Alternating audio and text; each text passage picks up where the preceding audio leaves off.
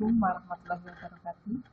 Saya Indra Kusmiati, guru biologi dari SMA Negeri 1 Pabudilan, Kabupaten Cirebon. Untuk pertemuan kali ini, saya akan memaparkan tentang sistem peredaran darah.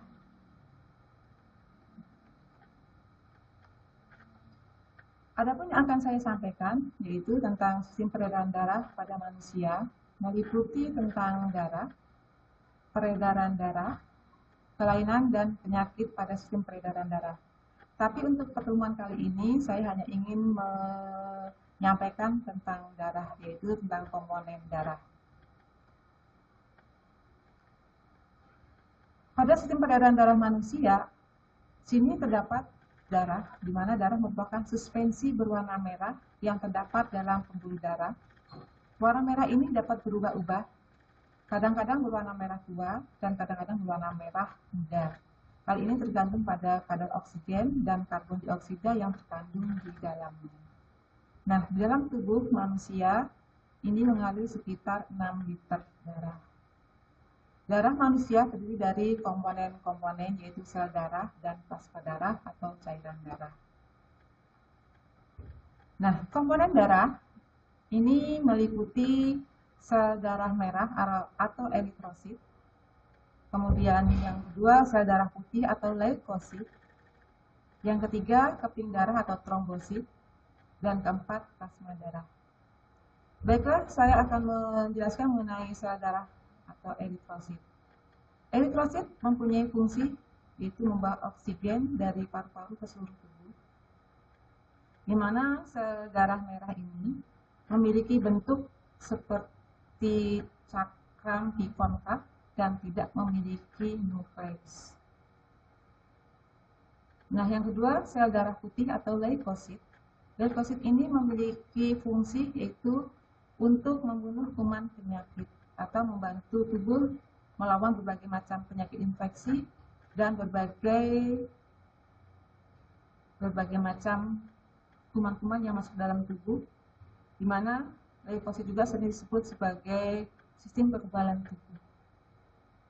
Yang ketiga, keping darah atau trombosit. Trombosit memiliki fungsi untuk pembekuan darah ketika tubuh kita terluka.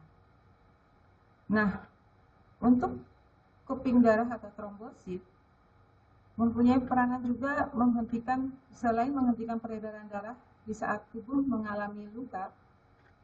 Trombosit memiliki beberapa peranan atau bentuk ciri-ciri. Di sini trombosit tidak berwarna, kemudian tidak berinti, bentuknya tidak beraturan, dan ukurannya lebih kecil dari eritrosit dan leukosit. Nah, untuk sel darah merah, sel darah putih, dan keping darah ini dibentuk di dalam sumsum tulang. Di dalam tubuh manusia jumlahnya sekitar 40-50% dari volume darah yang ada. Nah, untuk plasma darah ini memiliki fungsi membawa CO2 dan sari-sari makanan. Nah, jumlahnya di dalam tubuh itu sekitar 55% dari volume darah yang ada. Nah, untuk plasma darah, di dalam plasma darah terdapat berbagai macam protein penting, yaitu antara lain fibrinogen, kemudian globulin, kemudian albumin, dan lipoprotein. Untuk fibrinogen, ini memiliki peranan khusus dalam pembentukan darah. Sedangkan untuk globulin berperan dalam pertahanan tubuh. Untuk albumin memiliki fungsi membantu aliran darah dan mengatur tekanan osmosis darah. Sedangkan untuk lipoprotein memiliki peranan mengangkut komponen-komponen lipida di dalam tubuh.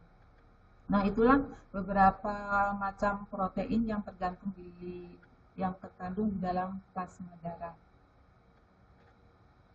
Nah, itu tentang komponen-komponen darah.